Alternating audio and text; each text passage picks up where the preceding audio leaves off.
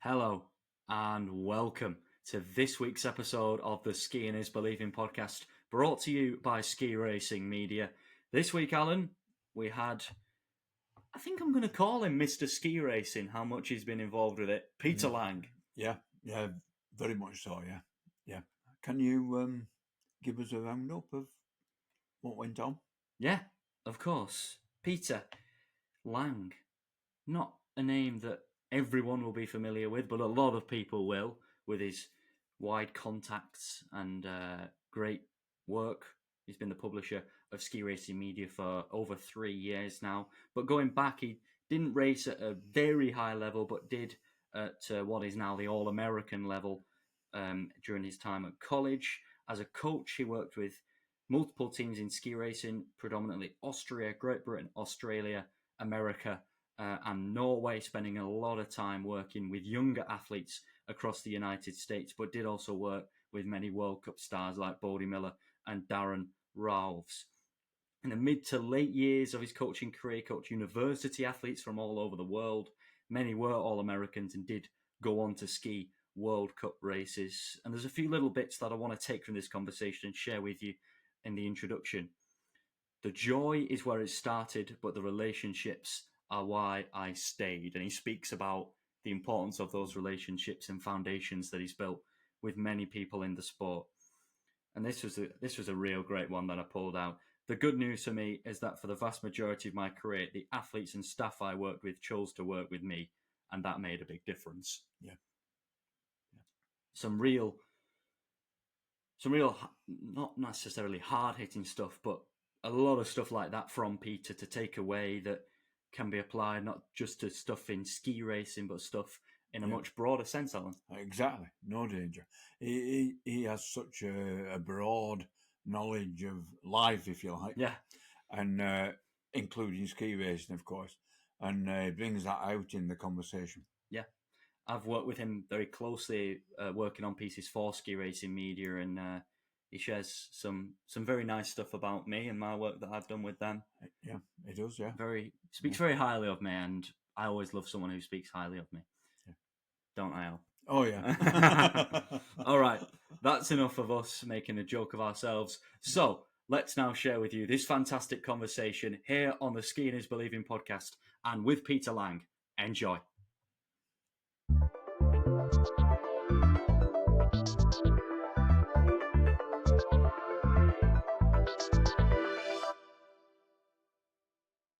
Peter, thank you very much for joining us. How are you doing? And welcome to the Skiing is Believing podcast.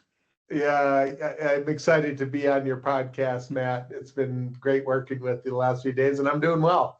I live in sunny Colorado. We had definitely a wet spring, which is a good thing because we live in a high desert. But I'll tell you what, the last 2 weeks it hasn't rained, and we just had fires on the highway yesterday, and they had to shut it down.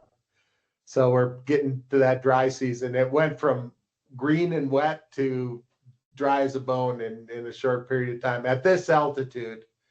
And with this level of sunshine, things dry up in a big hurry. That's for sure. Yeah. Do you want to talk about some ski racing? Sure, I'd love to. Cool us all down. Because it's very warm here. We even had the fan on for a little bit a minute ago. I know you're a very busy man, and throughout the season you don't get an awful lot of sleep. But how was 2024-25 for you, doing in your position with Ski Racing Media, of course, doing a lot of writing? I do a lot of writing. I'll tell you a quick story about, I was on the ground for 38 years at all levels, doing basically every job there is to do in alpine ski racing, except for one, journalism, although I did write a few articles for this publication. And then I took over this job, and I really wasn't, now that I look back, I was a really questionable choice.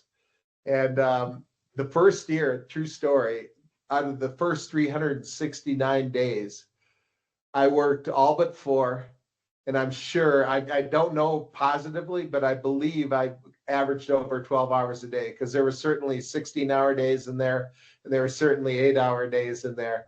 but it was really a struggle because I didn't even know what search engine optimization was. I didn't know what AP compliance was. I didn't know anything about the game I was getting into. I didn't know how to get into the back end of a website. And so I had a lot of learning to do. Plus I had to produce, articles. We're a small crew. Ski racing media is 50 years old, but on the other hand, it's never made a dime for any of the owners. So it's a passion project for those owners. And so, when somebody puts their passion project in your hands, you feel an obligation to deliver. So, I had to learn everything while producing a lot of writing. This past winter, obviously the writing I'm becoming more and more efficient at the writing. I'm able to see things that I really didn't see before, like using active language. I used a lot of passive language when I started, but we have these AI triggers that tell you you're exceeding the passive language limits. Your sentences are too long, and it would just drive me nuts. And so it forced me to become a better writer. The only skills I had, to be honest with you, coming into this game was here's a funny story. In the 70s, when I was in high school, mid 70s, I took typing, and originally I went to a giant high school. My sophomore class was over 1,000 people, and it had vocational schools inside the school. And I took typing, and it was mostly for people preparing to get into the business world as secretaries, as assistants and things like that. But I took typing because I wanted to go to college. So fortunately, and it was on manual machines, so not even electric. There was 2 electric typewriters in the room, and you rotated through them on occasional basis. And but I learned how to type without looking. Basically my first typing was with my hands on the proper way on a keyboard. So I had that going for me. Kind of a funny story about that is first semester was about learning to type. It's really all I needed for college. Second semester was all about business forms, how far to indent, how far, what kind of margins to use and all that. And so why would I take that? And I didn't even realize it until I was in my 40s. And suddenly I realized I was the only guy in the class. It was all the women in the class that attracted me to be in there. But obviously it helped to have a second semester of typing. And the other thing I was fortunate enough is I went to a private college called Colorado College in Colorado Springs. And it's a liberal arts school. And we were forced to write a lot there. So it's not like I hadn't written. It's not like I hadn't been taught to write.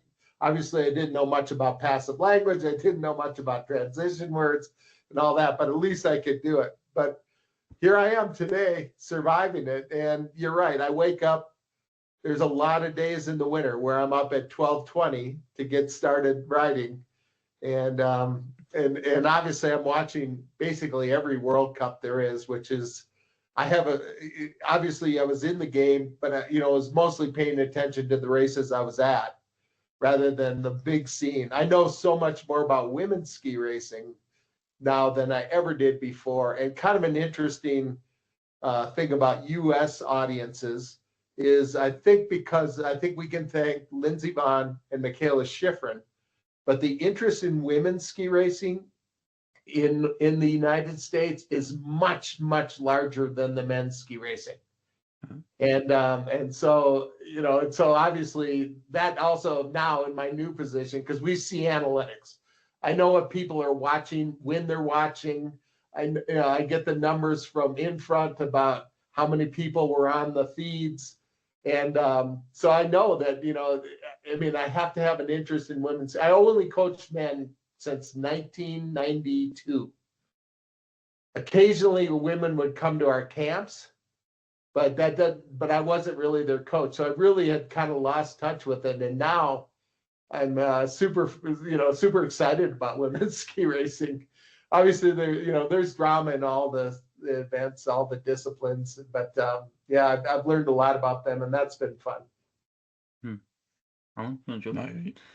So taking you back, I know that there was a little bit of racing involved before you moved into coaching, but how did you first get into alpine ski racing? And did you ever imagine that you would now be doing the role that you're doing. No, I never imagined that I'd be in this role, nor would I ever have imagined my life. And I'll be honest. So I was this kid. I grew up in north and east of St. Paul, Minnesota, which is one of the Twin Cities. It was back, before climate change. So there was a lot of cold winters, a lot of sub-zero days. And when I was 4, my dad got me a pair of wood skis with screw-in edges, right? The edges were metal, but they had a cable binding, and it'd be lace-up boots. And as soon as we got those for Christmas, and there was little tiny hills around my house, and I would be out there all day until it got dark, just making my own trails, making my own jumps, and then occasionally a relative or my parents would take us to a little tiny ski area. The ski areas around that part of the country have 300, less than 100 meters of vertical drop. So, and they had night skiing, and I just absolutely loved it for some reason and could never do enough. And then I was fortunate. My dad loved Montana, and there was a train that left from St. Paul, and you'd get on it in the night, and early the following morning or afternoon, you'd be in Whitefish, Montana, and we'd go and ski Big Mountain, Montana once a year. And to me, that was heaven. That was absolutely heaven. And then, obviously back then, there was a sports show in the United States called Wide World of Sports, and they showed World Cup racing. They actually showed pro racing too on regular TV. And so I saw ski racing. I knew the names, and to be honest, I even had a neighbor of ours, and that's using the term loosely. I had to go across somebody's yard, around a pond, up to their house. Anyway, they had a hill in the backyard of their house that was much bigger than anything at my house, and I actually created a race hill there. So I sidestepped up the hill and created a race path. Built with a friend of mine, built a huge start. By that I mean probably 4 feet off the ground, and then we'd water it. We'd put hoses on it. We learned that from TV because the Cochrans did that in their backyard. Right? And I don't know if you know about the Cochran family, but they're the first family of skiing in the United States. Cochrane still exists, not the hill that they grew up training on, but right above it, that same piece of property, but right above it is where Cochrane ski area is now. And we would set slalom courses on there, and I'm sure they were, I wish I could go back and see it for sure what it was, but I would guess 10 gates. and it would be so cold that we'd just be out there until it got dark. I remember coming into the house and not being able to take my boots off because the plastic had gotten so cold that it wouldn't flex. So I'd have to wait to get my boots off. And then it's, as time progressed and I was able to drive, well, I joined a ski team, but I wasn't able to get there very often until I was able to drive. And then my parents would lend me a car, and I got in carpools. And I started skiing at a place called Afton Alps, and that's when organized skiing came. Then I skied for college, and I love saying this. I always used to tell people I got 1 top 5 in NCAA, and then I realized what I was actually saying is I got 5th in an NCAA race. If I say top 5, who knows? You might think I won or got 3rd, but and it was a big moment for me at the time. So was I a great ski racer? No, but I knew about the summer camps that were happening on the snowfields on Red Lodge Pass in Montana and Tetons and all that. But I remember asking my dad every year, and he'd say, "How much is it?" And back then, this is a huge amount of money, but it'd be like $400. He goes, "Yeah, that's not happening." So. But anyway, I had a passion for it, and then after school, it died completely, the passion for ski racing. And I spent 4 years exclusively skiing in the backcountry, in the wilderness of Montana. And had some really scary experiences. Did get buried in an avalanche. One well into the wilderness. Not, I mean, we're talking. First of all, wilderness area in the United States, you can't even ride a bicycle in. So you could take a snowmobile, you drove to the end of the road where where you couldn't go anymore in your 4-wheel drive. Then you got a snowmobile out and you take it up to the trailhead of these different areas on this wilderness area. And you'd head up one of these creeks and you'd ski. And that place where I got, but there was, in some ways it was good. I mean, it was super scary. I thought I was dead. And I have been in 2 other slides myself, and I've triggered a couple that are no good. It's super scary. But I was young and dumb and willing. But then after that, I was sure I'd never ski at a ski area again.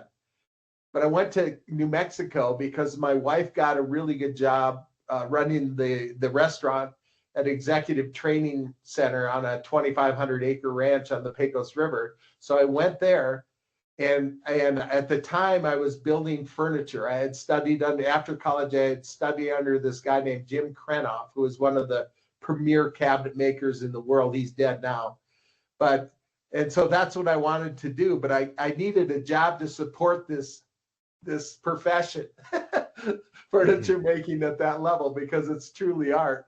And I went up to the ski area, and the guy looked at my resume and he said, Colorado College. He said, do you know Dan McCarthy? Well, Dan had been the captain of the team I believe my junior year at Colorado College. So I said, yeah, he said, well, he's coming here to take over the ski race program. So I went down and I called his dad, because he was from New Mexico. And I said, when Dan gets here, I'd love to see him. I had no intent. My vision was to drive snowcats, work at night, so I could build furniture during the day. And Dan, so I called him and said, when Dan gets to town, please have him give me a call. It wasn't a half hour later, I got a call, and it was from Dan. He says, I need help. And that's what got me into coaching. I had coached, when you're a collegiate athlete, your old team makes training available to you if you help coach the kids at their camps. So I had done that, but I had never been a full-time coach. And Dan got me back into coaching, and then it just took off. And the next thing I know, I was 38 years later and had traveled the globe and had been at every level and seen a lot of amazing things, for sure. You know what I mean? I was around some of the most amazing athletes. But as I told you, Matt, for me, the entire experience, the only value, and again, I've worked with World Cup athletes from 5 nations. I've worked with athletes that have got Olympic medals, World Championship medals, World Cup podiums. Never anybody that won a World Cup podium.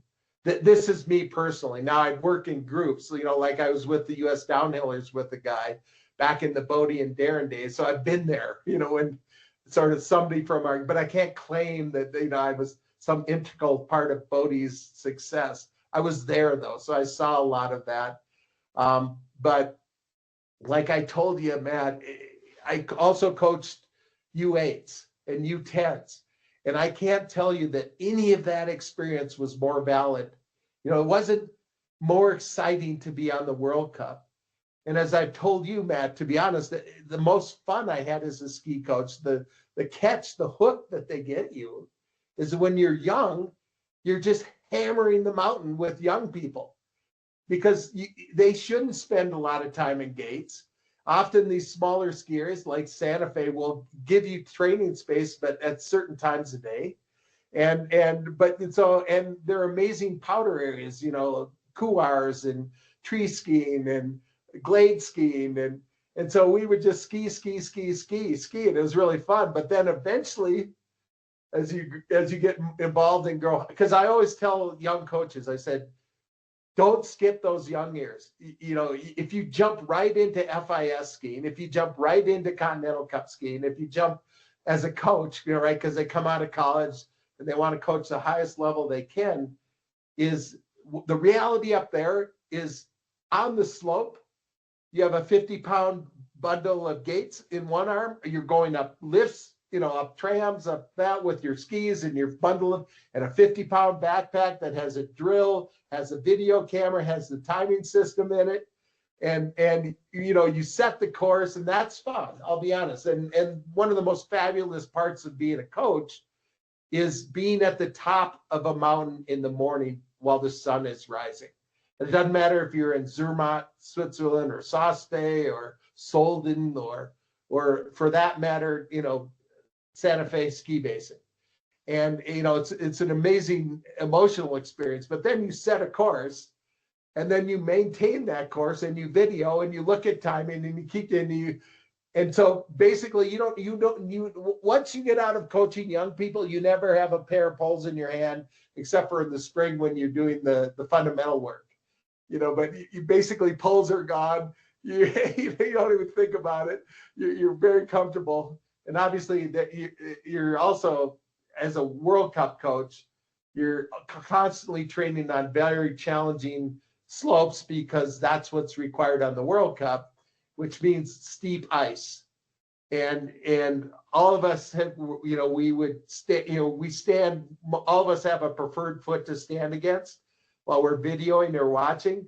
But think about it, all your weight's on the lower foot, this foot's up higher. So many of my friends, and I'm like the 10 years the senior of my friends, have had hip replacements, including me, because eventually we just tear that hip up to do that. But absolutely no regrets. But as I told you, Matt, all of that, and the only value this had in the end were the amazing relationships I made, the friends I made. And it's why, Matt, like when I'm dealing with you, we're creating this friendship. We're creating a relationship. And I hope it continues. I hope you continue in the world of media. I hope you continue to be a journalist, because you have the right passion for it. There's no doubt about it. And as you gain exposure, I always say exposure is more important than experience. You become part of the family, right? And by that, I mean, this group of friends I have from around the globe. And so no regrets. But that's how I got into it. And the next thing I know, I went from being a 25-year-old full-time coach to a 63-year-old oldest guy on the World Cup slalom tour, and it happened like this. It just was immediate. There you go. I can talk if I want to, can't I, Alan? Yeah, I was just going to say, do you actually miss the coaching part of it, or are you quite happy? I know you haven't got the time now, but do you miss the actual coaching part? Just a sec, let me close this door. The part I miss most, Alan, about coaching is those friends. Really, the people I connected with, for the most part, the best, for some reason, were Europeans. And so I don't see them like I used to. You know what I mean? I used to spend time in their houses with their families, having dinner, and I miss that. The second thing I miss the most is, well, not the second thing, but another thing is those mountaintop mornings that I'm talking about. Also, sometimes it's really special to, in the spring or fall training, when you can't get to the bottom of the mountain by skiing. I really love descending on chairlifts and looking out over the beautiful landscape. That's kind of like the top of the mountain when the sun's rising. But really, it's, when it comes to the relationships, I'll be honest with you, they're still there. They're still there, and they're still highly cherished. The part I really do not miss, and it's bizarre. So I don't know if you remember, there was a disease called COVID. And so the world was shut down. Yeah. Right. And here I am, from the United States, travel bans going on all over the place. We were considered entertainment. So we were allowed to cross the Atlantic at will. I mean, we had all sorts of paperwork from the International Olympic Committee, from the USOPC, which is the US Olympic Committee, from the FIS, from host countries. We had to have all this paperwork, and I was being tested once a week during that period. But during that same time, and we were flying from, say, Denver to Munich on giant planes that had maybe 30 people on them. And during that period, I was platinum on Delta Airlines, and I was 1K on United. So that's how much traveling we were still doing during that period of time. Yeah. Now, they decreased the requirements for those because nobody was traveling, so they were happy to have anybody. But I don't miss that at all. Going to the airports with thousands. I mean, when I worked with speed skiers, it wasn't unusual for me to go to the airport with 8 bags, all of them, 50 pounds plus. And, putting it on a little cart and then getting that to the rental car agency in Munich. And, so that part I don't miss at all. I also don't, and I'll admit, at the end of my career, not so much the training hills, but a little bit, but the race hills, I was scared a lot. For instance, that super steep pitch in Bingen, in the first run, they rope off everything except the very right side. And that's for athletes, that's for servicemen, that's for course workers, that's for, the physios, that's for everybody. So what happens is on that really steep pitch, it polishes up. Ice gets scarier as people slip it. For instance, I can go in and inspect a World Cup course after it's set, but if I don't get in there before the athletes start inspecting and slipping, I can't get anywhere near the course because it just gets slicker and slicker and slicker as the courses get. And with all the banners and all the people at World Cup, a lot of times I thought, like, if I fall here, I'm going to kill somebody, because you're going to end up going so fast, so quickly, and I can't stop. It could have the best race skis, but without the best race boots, the athletes are very comfortable on ice, but they have all the equipment and the strength. And as I got older, I had neither the strength, and I was lacking one piece of equipment, that is race boots. And so when you say go over Bingen, or when you're on Schladming when it's super icy,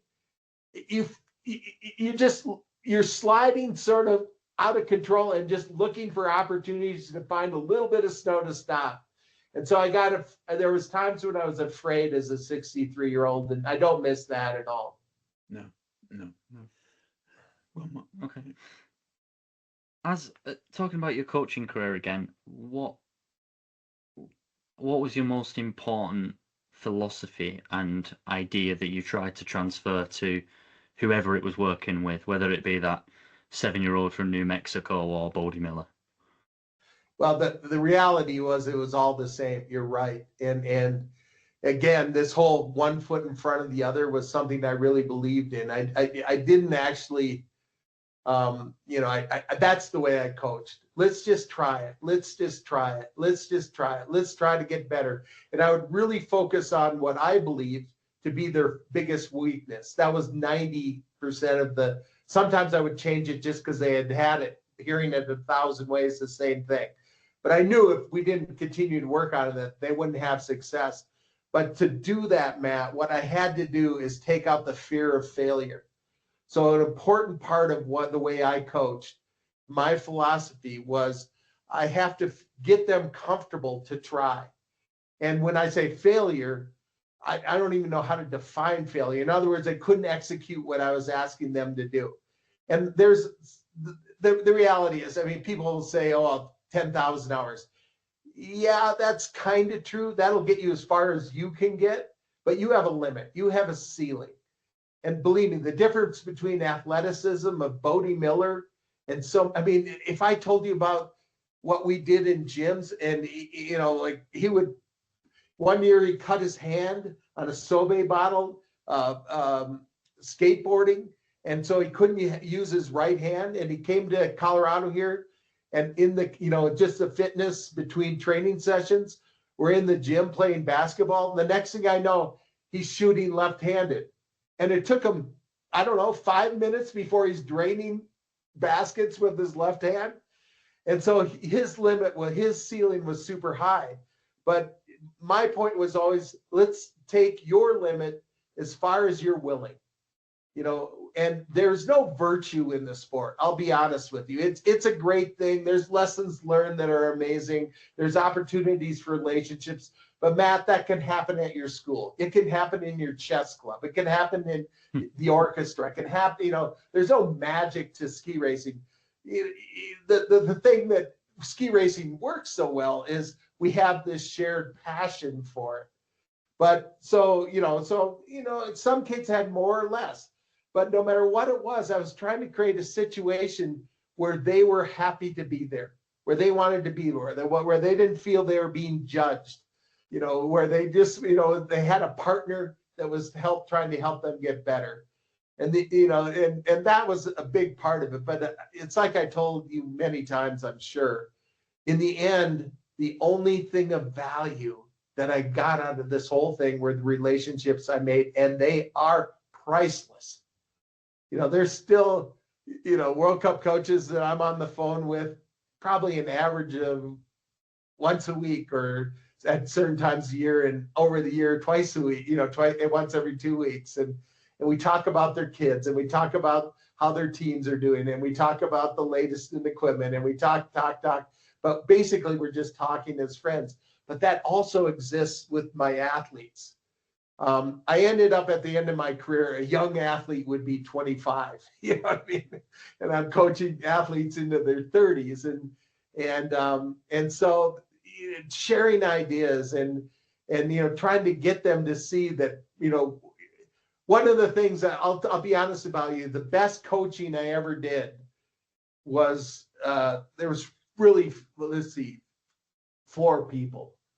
And one of them was a guy named Matt Strand, one of the most talented skiers in the United States, amazingly strong kid out of Buck Hill, Minnesota, which is where Christina Kosnick came out of, and Isaiah Nelson and Lindsey Vonn. And it's a tiny little hill in Minnesota, but it has a rope toe, and the repetitions they get are amazing. And the vision was this guy, Eric Seiler, who is an Austrian who moved there out. Gosh, so he's going to turn 100, I believe, this year. But Matt was out of there, and because he was talented and successful, he felt like he had to do it. And I'll never forget, we're in Zermatt at a training camp, and we're coming down from lunch. We stop one gondola station above the village for lunch every day. And we're coming down, he wants to ride in the car with me, and he's telling me about it, what he's going through mentally, and he wants to skip the next camp.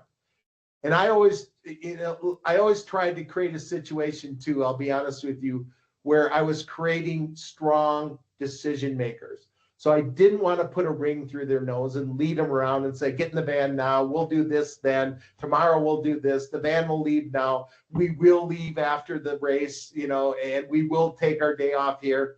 I tried to have enough flexibility in vehicles so that they could decide as, I'm talking about 25-year-old plus people. And so we're coming down, and Matt telling me to sing, and I said, Matt, just because you're good at something doesn't mean you have to do it.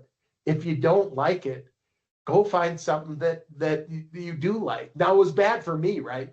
Matt was going to put up tons of results. And, this is another thing I say to young coaches. If you want to be known as a great coach, only coach great athletes. Because I'll tell you, that's the magic.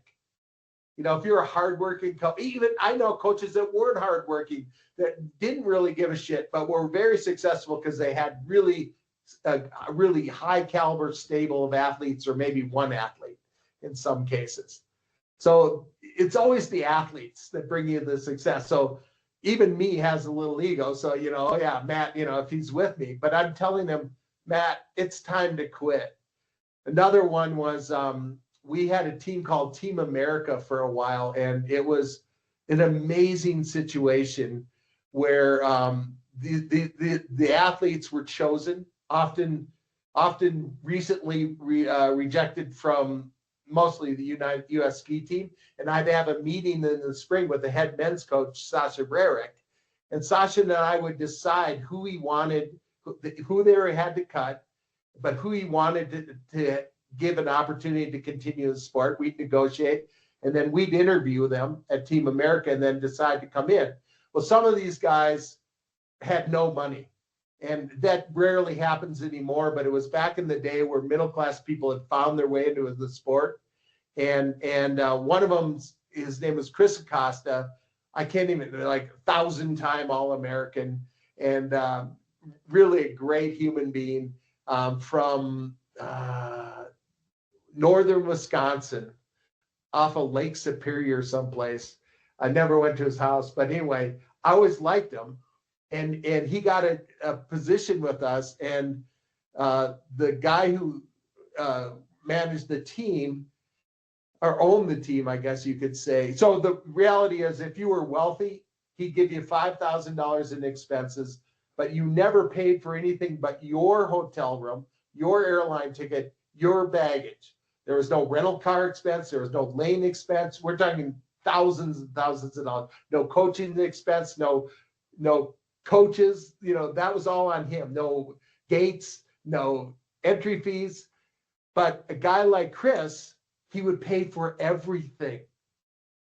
Everything. And we're talking about his food when he was here in the Vail Valley training, and his housing when he was here in the Vail Valley training.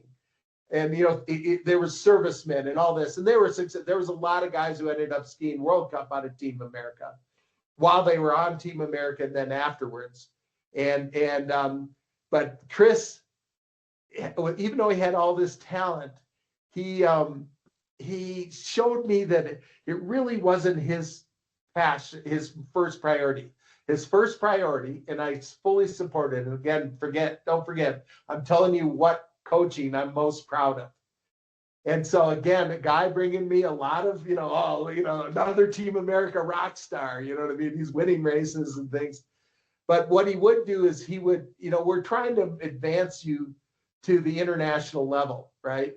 And right now he's skiing collegiately, not for college anymore, but in NORAMs is where we're focusing, trying to get them established in the NORAMs so that, that it's worth going to Europa Cup, and which then hopefully takes you to the World Cup. But he would do things like say, I'm going to come December 29th and start training for the next NORAM series, and then show up this January 2nd with just a few days of training before we got on the plane and traveled to the next NORAM.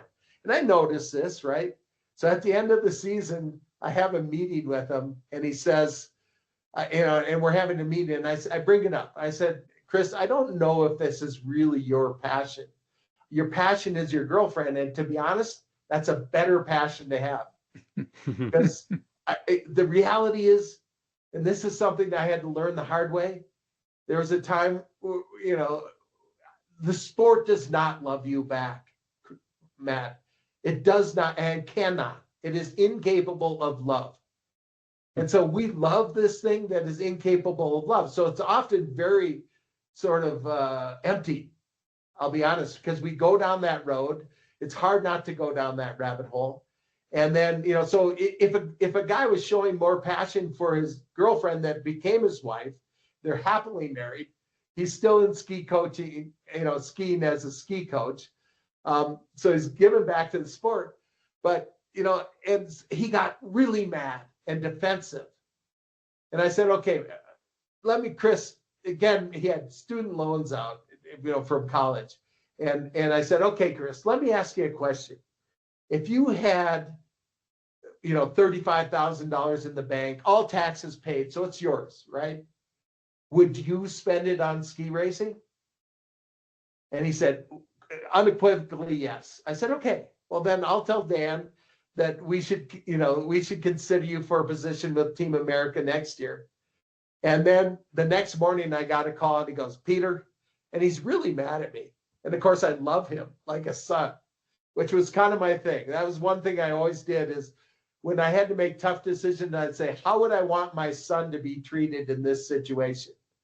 And then I followed through on that. That was my guiding light my whole career. And I have a son. And he goes, that question he asked me about, would I spend my own money on ski racing? The answer is really no. And I said, well then, Chris, why should somebody else? And that was good coaching, because it was putting the person in front of his here, really talented, very talented. And it was putting the person in front of the sport, because again, I already knew by then the sport will not love you back, never will. The people can, if you're fortunate enough. But to be honest, 99% of the people on the World Cup probably don't notice I'm gone. When they see me, they'll remember and they'll go, oh, how you doing? All this kind of stuff. But only my friends really care that I'm gone, and miss me. And so that was a really good one. And the other one was, I had two very talented giant slalom skiers, younger, both qualified for the national team at the development level. But they really were unhappy. And what I noticed was the sport had become a threat, not a challenge.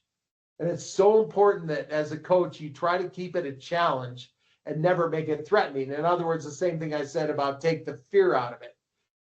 But what happens is they're so successful, and it get, and so everybody expects them to win. And when somebody beats them, they sort of get publicly excited about, I beat Chad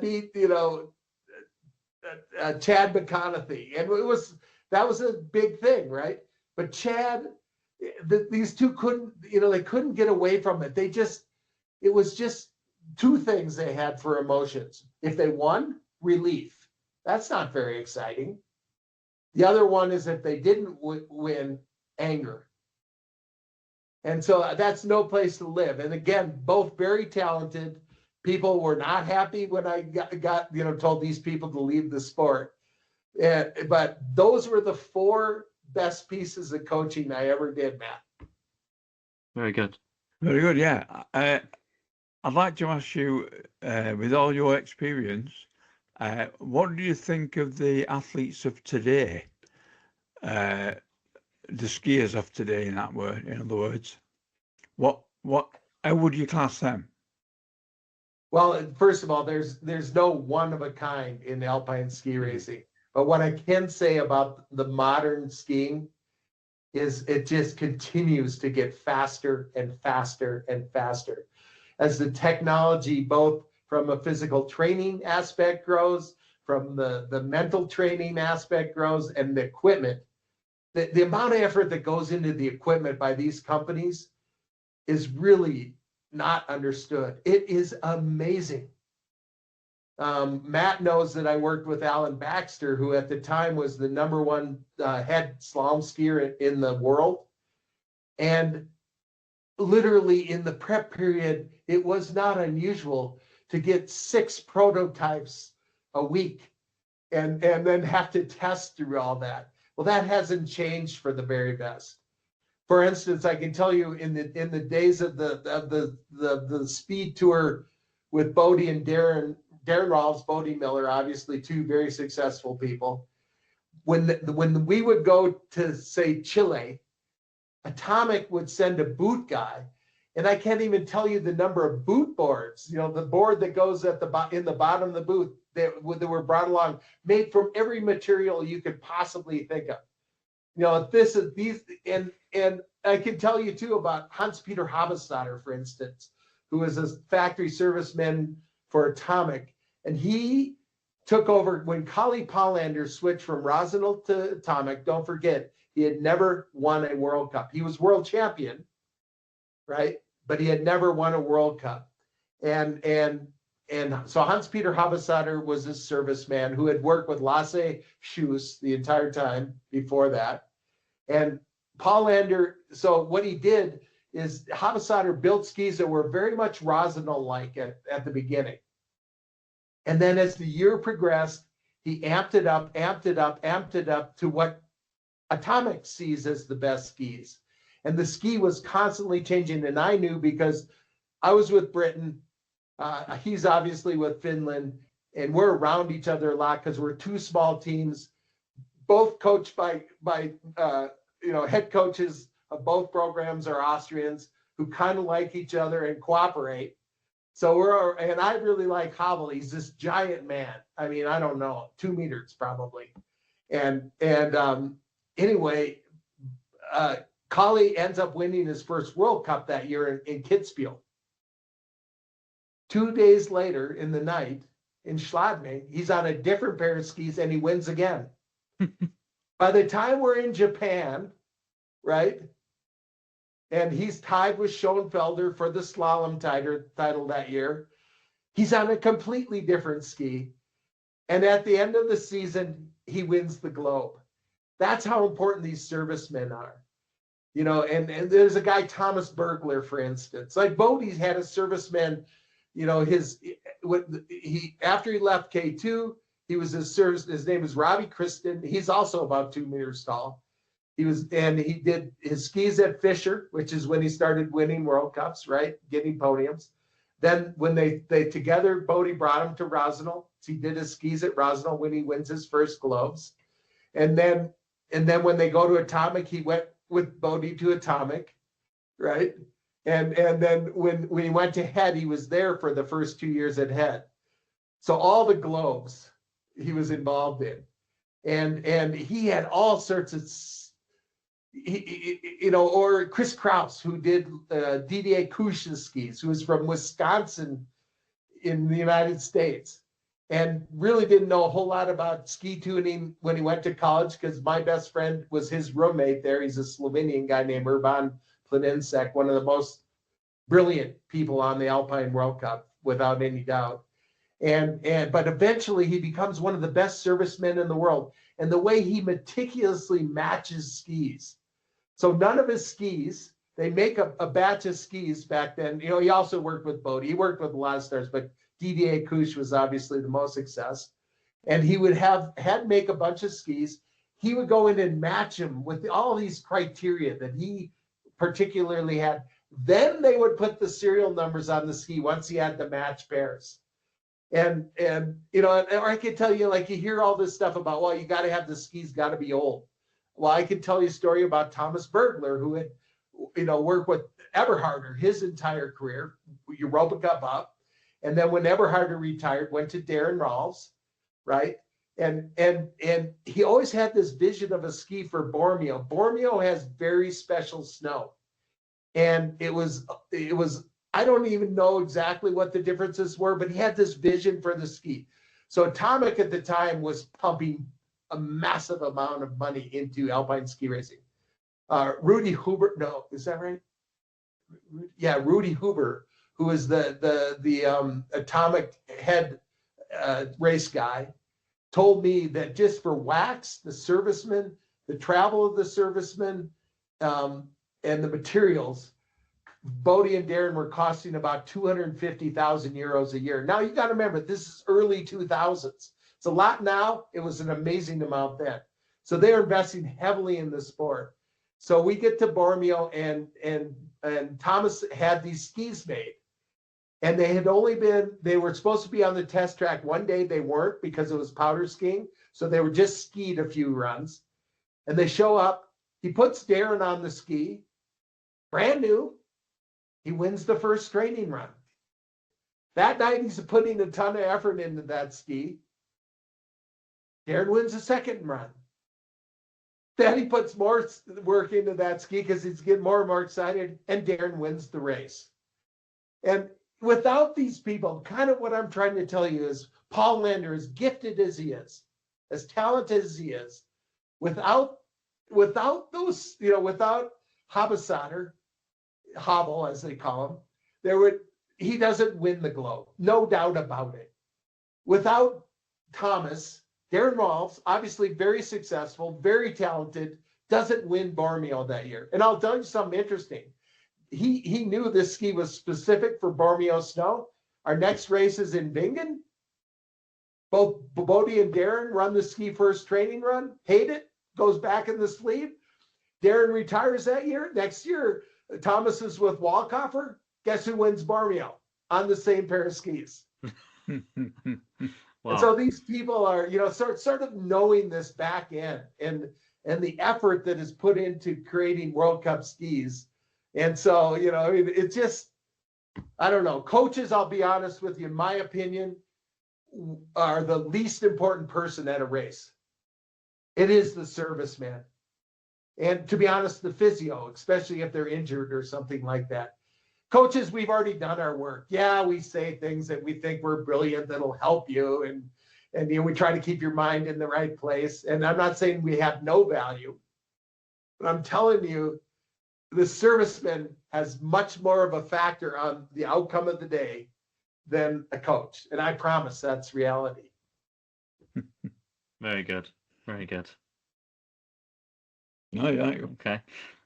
I want to talk a bit more about ski racing media, if that's okay, because you said that you went into that a little bit blind in terms of journalism and were given a great opportunity. So what was it that made you take that opportunity? Okay, this is so I'm crazy, as you can tell. I'm sure you're going, this is going to be the worst podcast in history. We got a lunatic on. But the reality is, throughout my life, I never, ever, ever gotten a job I applied for. And this goes way back to when I was a teenager, just trying to make enough money to ski race that season, right? But I always had great jobs. And it's always interesting that I get offered jobs and I just won't feel it. Well, the one time I took a job where I did feel it, it was because it paid really well. And he just beat me down by writing a massive check and saying, if you coach my son for 1 year, this check is yours. And I gave in to my gut feeling. And so what has happened through my career is, for instance, when I was with Al, I loved Al. Al Baxter is one of the really fine people in alpine ski racing. I love, the head coach, Christian Schweiger. He is one of my very best friends, somebody that I can rely on to have a conversation about, when I'm not feeling great, or him with me. And then Riley Fernzebner was a coach with them back then. And these are some of the greatest people. But all of a sudden, this job comes along for me to coach. Are you there, Matt? Yeah, you're there. And Yeah, we're there. this job comes along for me to coach JJ Johnson, and I'm home, right? With Britain, it was brutal because we'd leave Colorado after the Park City World Cups, right? Because that was the opening Tech World Cups back then. And I would be in Europe basically till British Nationals, which at that period of time was in Teen, which was in April. And I wouldn't, maybe I'd be home for 2 or 3 days over Christmas, but other than that, gone the whole time. And that was the only downside of that job, to be honest. Christian Schweiger, by the way, he's the one that we can talk about Dave, yes. We can talk about Tristan, yes. We can talk about others. Christian Schweiger put British skiing on the map, by the way. And since you have a big British audience, I'll tell you, when Christian was running, he was everything. He was head coach, he was alpine director, and he was also fundraiser. And you hear about how broke the British team is now. We had physios running around with every team. We had like 4 guys starting in the 15 on the Europa Cup in slalom. We had 3 guys that were scoring World Cup in slalom. We had Mikkel Finley, not that I had anything to do with Mikkel Finley, but we had Mikkel Finley, not only making it to World Cup finals in downhill, but scoring regularly in Super G, sorry. And we had Shemi Alcott, and we had Emma Court Smith, Emma Card. I wasn't really involved with the women, but we had a house in Lofer, Austria.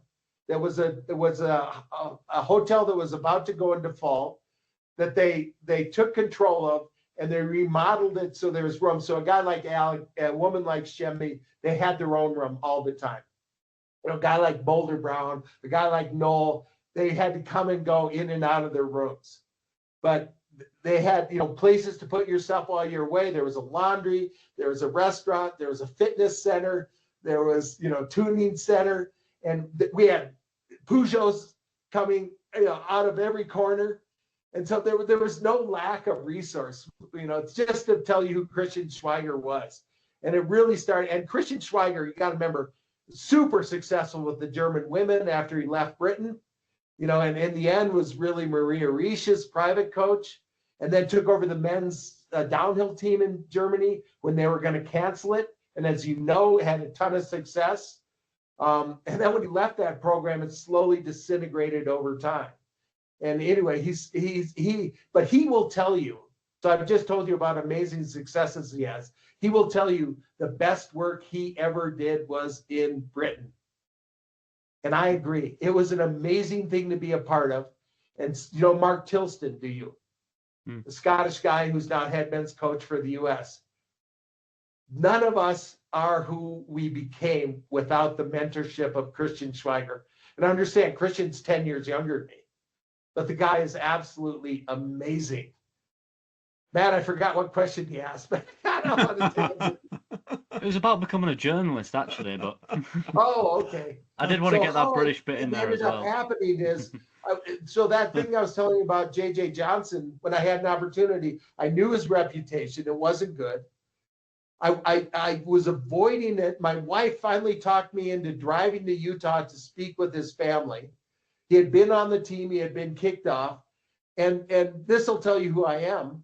So I drive to Utah. I get a crappy motel room in Heber City, drive up to Park City the next day, meet with his dad in his office. JJ graces us for about 5 minutes on his way to a softball game. And so I've been given no reason to do it. His dad's business is not killing it right now. So it's not like the salary's amazing. I love working with Al Baxter. I love working with John O'Brower, the Australian, because that's one of the ways that Schweiger paid for it is he would contract other federations to train their athletes. And I left his dad's office. Again, JJ graced us on his way to a softball game. You know, so in other words, nothing. And I got I drove my wife's Subaru and I got in the Subaru and I said, why am I going to take this job? And it ended up being a wonderful experience, but I had no reason knowing why. I just knew I was going to. And that happened throughout my career. Opportunities would come and I go, what am I doing? Why would I change? You know? And so then when my ski racing career ended, Dan Lever, the owner of Ski Racing Media, was there. Alex Lever was in his last World Cup, also in Flacco, by the way. His first and his last World Cup were both in Flacco. Dan Lever's there, and he's really worried about my future because although I'm old, as a ski coach, some jobs pay really well, but in general, it's going to be a tough go in retirement. I mean, I've stayed 40 years. It seems like a lot of money, but with a wife who's going to live into her 90s and is only 67 now, I have a lot more saving to do. So I knew I had to work, but I didn't want to think about that, right? It was a weird time, right? To think I'm no longer going to coach. I'm going to step away from this. And he pestered me, and he owns this company called Sync, which is a ski clothing brand. And he said, would you like to, sort of try to establish a European clientele? And I just go, what about me says clothing? Nothing. If you could only, I would get a pair of ski pants and wear them until they fell off me. I would get a jacket and wear it until it fell off me. So, I knew that wasn't my job. And he says, well, what about becoming the publisher of Ski Racing Media? And for some reason, Matt, I just said yes, having no clue what I was talking about, none whatsoever. And I'm in those first meetings and people are using these acronyms like SEO and, and AP, and I'm just smiling away going, better start researching on the internet. And so I don't know why. And my wife really wanted me to quit that first year because it was really unhealthy. I just told you what I was doing. And I have no idea. Again, I didn't, this guy who had been so good to me my whole life, and he had given me one of his passion projects. I didn't want to disappoint him. And I don't know why, but I would never guess that I would do this job. Again, I wasn't an English major. I was an econ major. At that school, you kind of had to have a minor. So that was math and physics. And so, I have really no business sitting in this seat. And you guys probably go crazy when I edit your stuff, but to be honest, when I read it, I just see it. I just see, I need to make this flow better if it's, because readability is huge in our industry. It's got to be, as soon as the readability gets difficult, people are clicking off the article. We can see it. Anyway, I'm sure it drives you guys nuts. But by the way, man, I do it to everybody. Don't feel. I know. and the hardest ones, I have some really talented European writers, and the difficulty is their content is in general very good, but they don't have the vocabulary in English that a native English speaker speaks, even though they're very good in, they speak English well, but they don't have the vocabulary. So what they'll do is, if they don't have the word in their mind, they'll basically write a definition of the word in the middle of a sentence. And so you can imagine some of them are 2,000 words long. So it takes me days to go through and make things more concise and make them read like normal English. And then I go through and I do the process. With you, I'd start on this other process where I'm just making it AP compliant, making sure that I get rid of the passive language. And I'm really impressed with the way you've engaged with the website. Some I can't get to put it into WordPress. They all have the ability to, but they give it to me because then they know I will, they'll see all those lights on the right and they won't deal with it. But if they give it to me and I'm inserting it, I see the lights and I have to deal with it. Yeah. I know what you mean with those lights. It's like, how are my sentences too long? There's no other way I can shorten them down. Yeah, and don't worry about that in ski racing. Our vocabulary takes too much to describe one thing, like Alpine World Cup. You know what I mean? That's 4 words out of your 20 gone. So I always violate the sentence, too many long sentences. Yeah. And in terms of this position you've got now, do you still, I know you must enjoy it, the amount you do it, but do you see it as one of the most enjoyable roles you've done? No. It's a pretty high bar. It's a pretty high bar. It's a pretty high bar. You got to remember, when you're developing relationships, you know what I mean? I sit in this room. I just showed you the room. And I'm in here, every day. And so, like communicating with you on WhatsApp, that's exciting for me now. See what I mean? Because most of it, I'm just working. So I wouldn't say, but it's fortunate. I think I'm bringing something special to being a journalist, because most journalists really have no idea what they're talking about. It's cool that they're telling you what they're experiencing, by the way, Matt. That's very good. It's like I told you, tell the story, Matt. Pick out the subject, try to tell the story of why it is interesting to you. So I'm not saying they don't have a lot of value. What I'm saying is I bring something different, because I'm always seeing it through the lens of somebody who is on the ground, who's somebody who's eaten dinner with a lot of these people, who's somebody who knew Mark Girardelli, somebody who knew Bodie Miller, you know what I mean? And or Michaela Schifrin is a close friend of the Levers. So I've been around her a lot, so I have some feeling for who she was before she was Michaela Schifrin. Lindsey Vonn, by the way, I was fortunate because she started coming out from Buck Hill. I was still working with juniors at the time. It was a private team of boys, but we trained in Vail. And Lindsey's Vonn's dad, who, to be honest, I credit Buck Hill, the actual ski area itself, because of the repetition she got. Eric Seiler for the program he run there. But to be honest, I really, really credit her dad. And that's been an interesting relationship between the two of them. But when she was really young, about, I think, 14, maybe less, she showed up in Vail. She was really engaging. She used to, come and give me a hug every time she saw me when she showed up in Vail. I guess I'm just one of those non-threatening people. And her dad would always want to train with my group because he knew I'd have a good lane. He knew I have a good eye for course setting, to be honest. And he knew that the course would be good. He knew there wasn't going to be a lot of traffic, and he knew he would be allowed to, he could say whatever he wanted because we're away from Ski Club Vale, right? And so they trained with us a lot. And so I knew Lindsay when she was young. And her dad, I'll be honest, was very hard on her.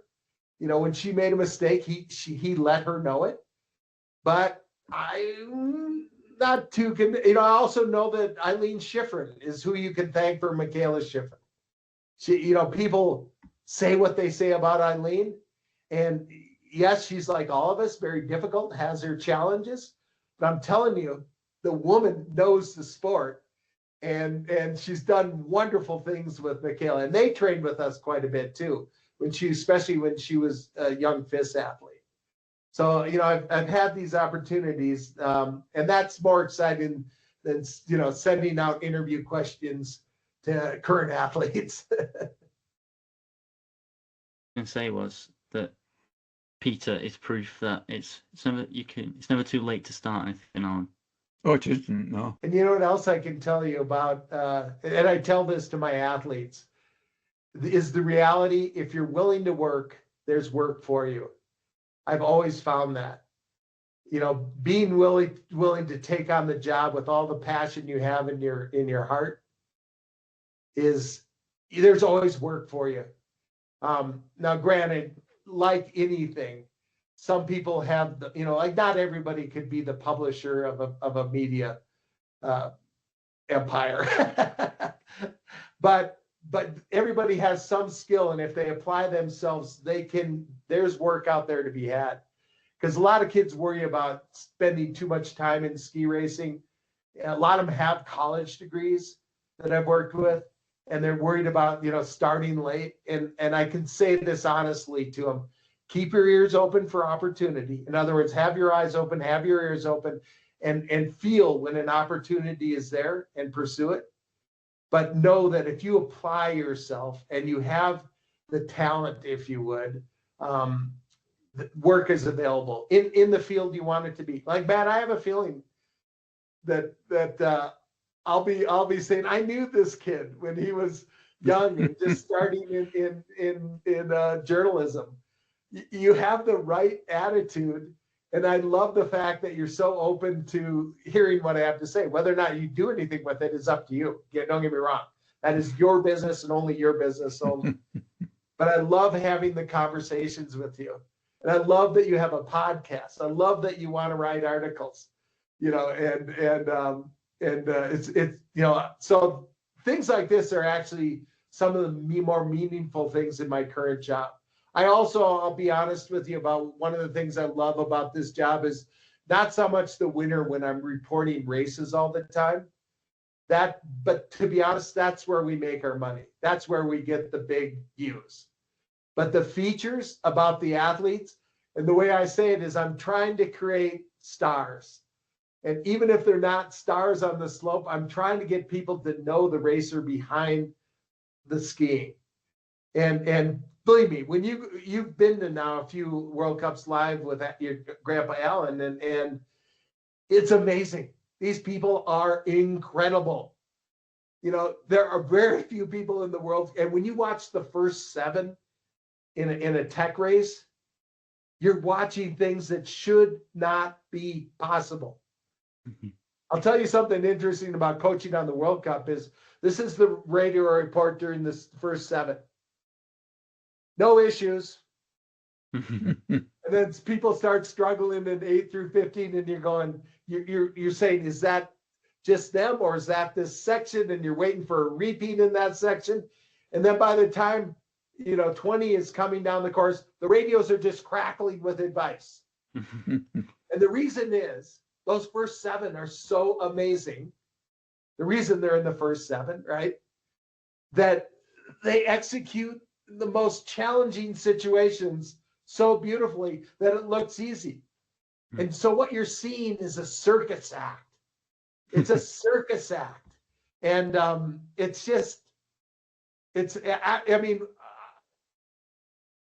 circus acts I've been able to witness over my life will stick with me forever.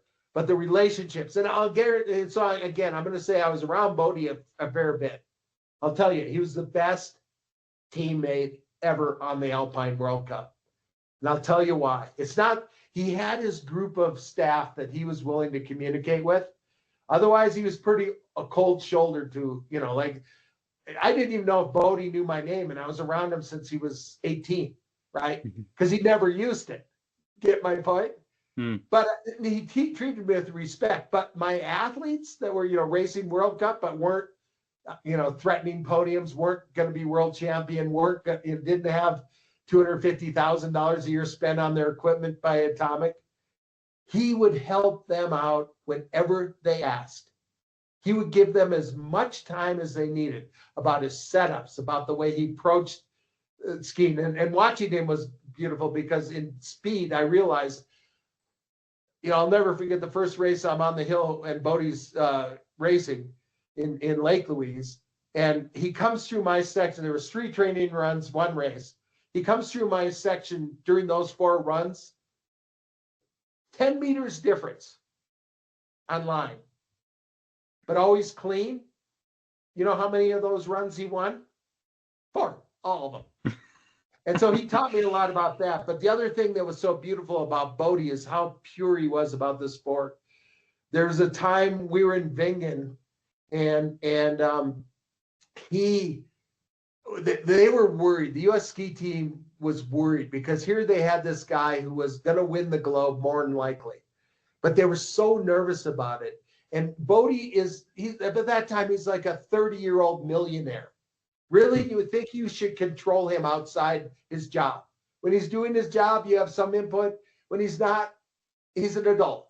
He should be able to do whatever he wants. So they flew over in Vingen. It's really cool. You come from Lauterbrunnen and you come up a train to Vingen. You're in this village, and we're in this nice hotel called the Park Hotel. And we're told all staff, everybody has to come to this meeting after dinner in the lobby. And so there's Bill Marold, who's the CEO of U.S. Ski and Snowboard. There's Jesse Hunt, the Alpine director for U.S. Ski and Snowboard. There's Uncle Mike, who basically was the one who got Bodie into ski racing. He basically taught himself how to ski on Mittersill. But Uncle Mike got him in his high school years, got him in an academy in Maine at Carrabassett. And they're flown in because they're going to deal with Bodie and get him settled down, because here's the problem. By the way, that year, and still to date, he's the only one to do it in a season. He won before Christmas, by the way, downhill, Super G, GS, and slalom. I mean, there's just a tiny group of people who have done that in a career. He did it in 1 season before Christmas. That's how good he was that year. But Benny Reich is catching him. And so they bring him in, and you know who doesn't show up at that meeting? One person. Bodie Miller. Yeah. The next day, and by the way, he must have a photographic memory. All those stories about him inspecting World Cup downhills in 10 minutes or being in 15 minutes, all true. But nobody knew the hill better than him. He could tell you every little roller, where he was going to just gain a little bit more fall line, being here, there. He clearly just had this ability to just see it, right? And anyway, he skips inspection the next morning, and then he goes out and he gets 3rd place, and he's super happy. He's super happy about it. And we're at lunch, and he's talking, and whenever Bodie Miller talked, I listened. And again, I'm not claiming to be highly connected to Bodie Miller. I just was really fortunate to be around him. And he talks about the great day at lunch days, and I'm the only one listening, really. And he's saying, I woke up late. I spun on the bike. There was no people on the train going up to the start, which is a nightmare in Vingen. All these people are coming up from Lauterbrunnen, and then it stops in Vingen, and we get on with our skis and gates and whatever, and it's this nightmare. And they don't give us special cars now. They do, I guess. So Bodie missed that, and he was a rock star. He was pushed to his limit everywhere that year in Europe. Always, it was like being with the Beatles, and but and then he went up and he talked about the great run he had. And Bodie Miller never talked about really anything about the race that didn't happen between the start one and the finish. And a lot of times it was great stories.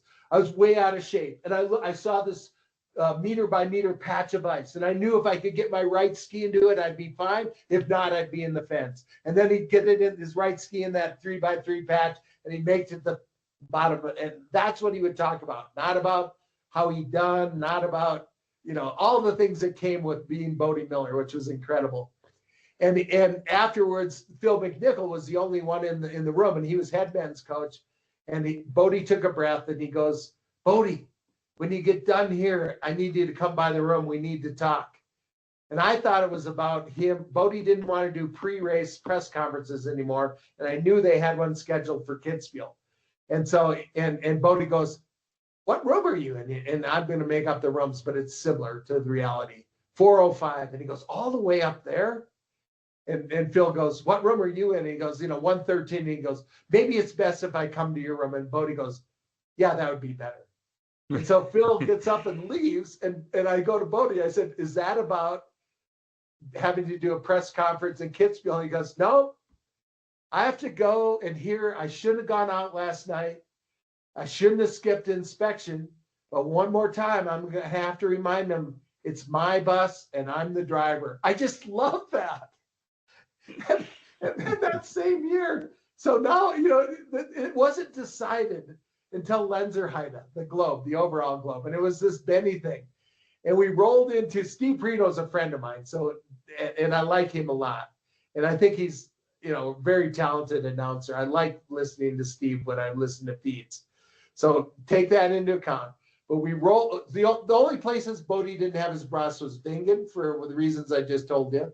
Beaver Creek, Lake Louise, right?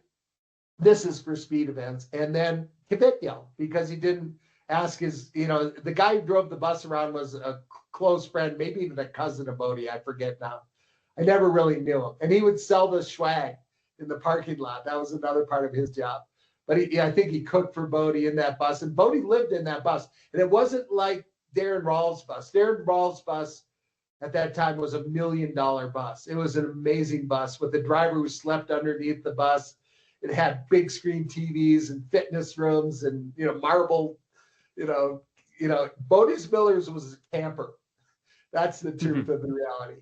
But it didn't go to Kvitjel. So he had been in Dubai playing golf.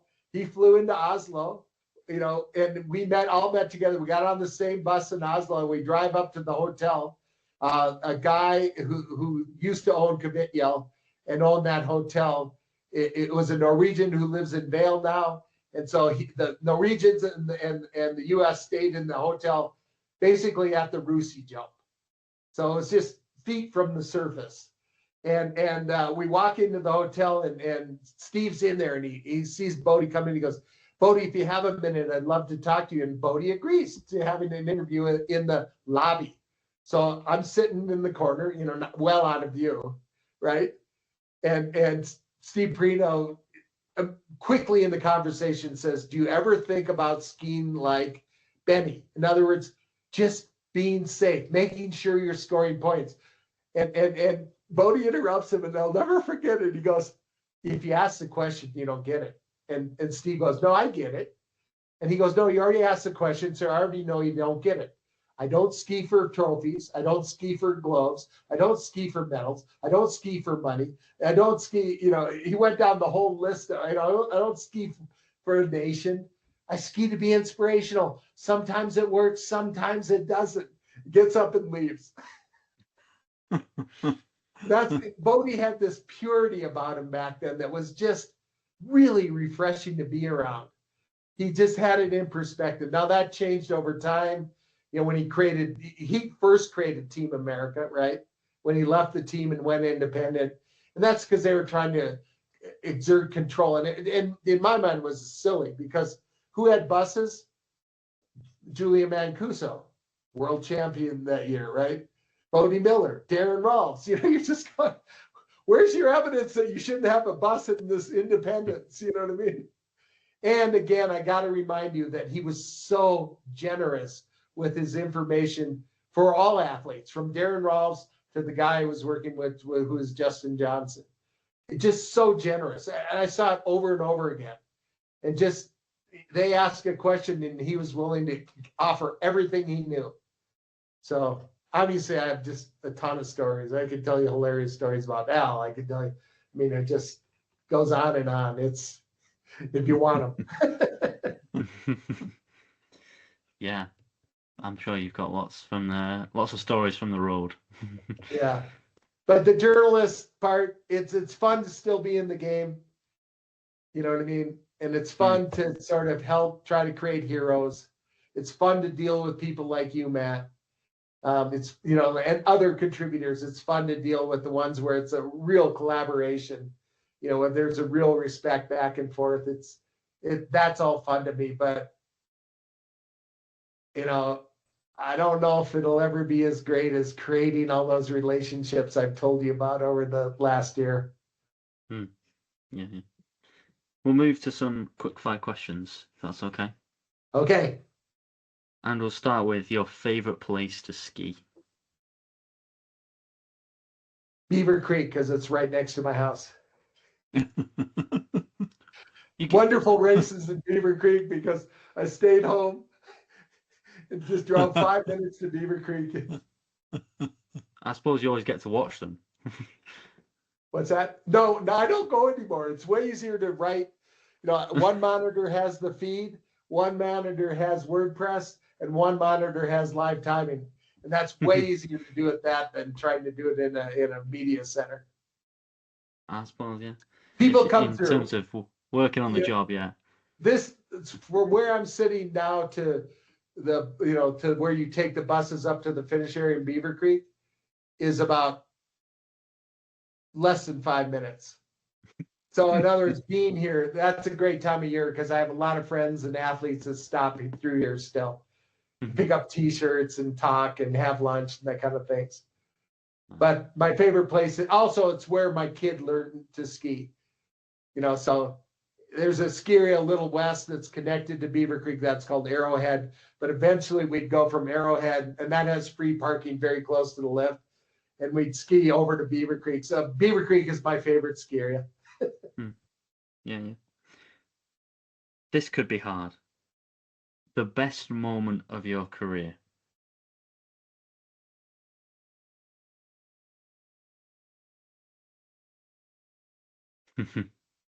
Man. Okay. You're going to hate this answer, but the best moment in my career happened in Nikiska, Canada, in 30 below Fahrenheit weather on a chairlift. I met a guy named Urban Planinsek, who is a very successful World Cup coach, was Alpine director in Russia, you know, leading into the Sochi Olympics, but absolutely a life-changing friend of mine. And so, I mean, that moment sticks out, but so many great ones. So many great ones. You know, when people are enjoying what they're doing, the athletes that are passionate, so they're really enjoying the experience, that really goes a long way. So there's so many of them, but that one sticks out. But it's kind of like when I met, you know, really started to meet Christian Schweiger. I was working with that group of 3 boys I told you about that were in Vail, that, you know, when Lindsay was working with us on and off. And I can't remember, I think we were in St. Miguel way back. I mean, I don't even know. We're talking early 90s. And Christian and I are standing, it's a fifth slalom, and we're standing next to each other. And we immediately make this connection that has lasted for nearly 40 years. You know what I mean? I guess it's not that long from 93, but it seems like it was never not in my life. So I'll be honest with you, those, you know, Chris Kraus is another super close friend of mine, but I don't remember when I met Chris, but I remember meeting those 2 guys. Yeah, that's great. That's great. I told you that I'd ask you this one a couple of weeks ago, and you said you'd have an answer for me. So, the best story that you've got. Well, to be honest, I just told you 2 of my favorites. Yeah, but I thought you might have mentioned them. Yeah, but I know, especially from your point of view, there's a story. So it's the year after the Olympics, the Deer Valley Olympics, or Salt Lake, but the slaloms in Deer Valley.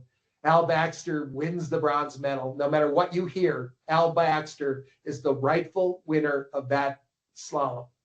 That poor guy didn't even take legal supplements. He was a Greek god physically. And so to get busted for Nick's basal spray at a level that was half of what it was a methamphetamine that was in there in the U.S. formula only, by the way. So Britain should be proud. They do have an Olympic alpine medalist, absolutely 100% sure. But now it's the following year. And Al is a very human, sensitive human being. And that took the wind out of Al's sails a fair bit. First of all, Al is definitely middle class, and millions of pounds disappeared in a moment's notice when the positive came out, right? Don't forget, they never sanctioned him. They took away his medal, but he got to race. He was never sanctioned by FIS. I mean, Vix came to his hearing. I mean, only Al was in there, right? Besides the people that were on the committee. And they were, Vix said, that is our formula from that Vix nasal spray, but with the next winter, again, openers in Park City, so a little different hill, but Park City and Deer Valley are really close together. BBC has decided to have a show on Ski Sunday called Baxter Diaries, right? And they're gonna basically follow Al throughout the winter. So at least they didn't shut him. And they had been with us in Loveland as we prepared. And then now we're all driving. Loveland's in Colorado. It's the continental divide between where I live in Denver, right? And there's a tunnel, and on one other side of the tunnel is Loveland, and they had great early season training. So we're there training, getting ready for Park City. We drive to Park City, which is about 6 hours away. I'll never forget it. In BBC, my kid was really young, and we stopped at my house to do final prep before we drove to Park City. And my kid at the time, I don't even know how old he was just running around naked in the back street at Ayers. And we take off, and I think they're called the producer of the Baxter Diaries, said, when we get about an hour out from Salt Lake, let's stop, and I'll come in your car, and then we'll put one of the people in your car in my car, and we'll drive into Park City. And so we're driving into Park City, and we're an hour out, and we're just having a great old time talking. And then suddenly we turn up from Heber City. Now we're almost in Park City, and you can see Deer Valley on the left. And she ambushed them, which was brilliant TV. And she said, there it is. How do you feel? Now, understand, we're not going to race in Deer Valley. We're not going to, be on that hill. How do you feel? And I was just like, because it's about how do you feel? Last year you were there winning a medal, right? And it was taken away. And so that started this whole Baxter Diaries. And she was really nice, and that whole crew was nice. But what they didn't know is Al isn't really gregarious in public situations. And so he wasn't talking much for the Baxter Diaries. So the show became about me. And I was constantly being interviewed, asking me about Al, asking him. He was having trouble with his inside ski tracking in groove snow and straddling. He straddled, I think, the first three races in 2:0 to be 2:03, and he was having, he's skiing really well in training, but we were trying tip deflectors, and this became the story. So obviously, the Baxter Diaries died. We by the time we got to Bormio, that was the last one, and then I was doing Al skis, and so I was doing as much as I could for Al. And they come in the ski room, we talk about it. We talk about where Al was, and how his skiing was. But Al wouldn't give him a lot. So I've never seen the Baxter Diaries, right, on BBC. Never saw a copy of it. But from what I was told from friends, British friends, is I became way too much part of the story. So obviously that's not that cool. So the next thing you know, they cancel the Baxter hires. That's one of my favorite stories. Yeah, Was, that's brilliant. You know, because I'll tell you, we are not the story. The staff is not the story. We're characters. You know what I mean? We're characters, but the story is those athletes, man. They're just, and again, I can't even tell you the great programs I've known that were run by people that even the athletes didn't think were competent, but they were successful. And it's like I tell young athletes, because everybody wants to be known as this kind of coach or that kind of coach, you know, World Cup coach, successful World Cup coach, whatever. All that takes is great athletes. That's all it takes. I mean, yeah, you got to know the path. You know what I mean? You got to know where to train, have the connections to train with people, know where the good training is certain times a year, all that kind of stuff. So it's not without skill, but believe me, there isn't a coach that isn't that is not. All coaches are replaceable, all of them. Servicemen are less so, less so, by the way. I hope that answered your question, Matt. Yeah, that's great. Okay. Yeah. I just wanted to say thank you very much for joining us, and thank you very much for all the opportunities with the writing, and I hope you can give me some more. My pleasure, and opportunities coming your way, my friend. I'll get thinking then. Okay. Also, maybe this winter we'll try on some gamers. Would you be up for that? Say that again. You know what a gamer is? The race day report. All right, yeah, sure. I think I might, see how you do in that world. Throw me in the deep end. That's right. That's the deep end. Yeah. But I'll go through how I process it, and Yeah. then you can approach it a similar way or try your own way. Yeah. We'll give you men's Great. ski racing because it's less viewed. Yeah. All right, my friend. Alan, Yeah. nice to meet you. Thank you. Nice to meet you. I really admire the fact that you two are doing this together. It just warms my heart every time I think about it. Yeah, we love it, don't we? Don't we just? Adios, my friend. Adios. Thank you very much. Thank you so much. Thank you. Just before we go, for another few days at the very least, at the Skiing is Believing podcast, brought to you by Ski Racing Media, we wanted to say a massive thank you to Peter Lange for joining us last week. Alan is now back from his hollybob and back with us for a large chunk of the summer. Yes, oh, indeed, yeah. I would like to just say also how I enjoyed our conversation. And it would be an understatement to say it was fantastic. There's no words to describe how much I enjoyed it. Yeah, excellent stuff. Very long one this week. We appreciate that. So if you have made it this far, thank you very much also for that. But some great stuff there. I mean, we didn't even have to say an awful lot. I don't think we really needed to pose any questions to Peter. He would have just gave us great content all the way throughout, no matter what. Next week, we've got something a little bit new and a little bit different coming your way. Alan, what would you like to say on that front in advance? Well, I would like to say that it's a new, like you say, a new idea and an exciting one. A very good idea, I think. It is, and it's exciting, and yeah, I think it's going to be great. Mm-hmm. Yeah.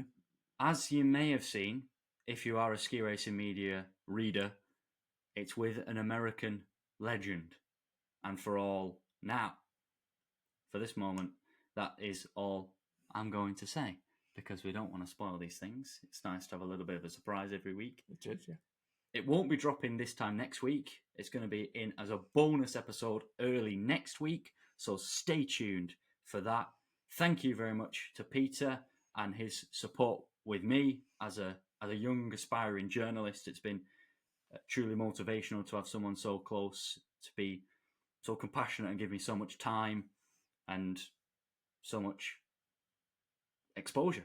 It's fantastic, and I hope to work with him much more in the future with Ski Racing Media. Thanks to them for their continued support throughout the returning summer series. And until next time, Alan, we will See you later.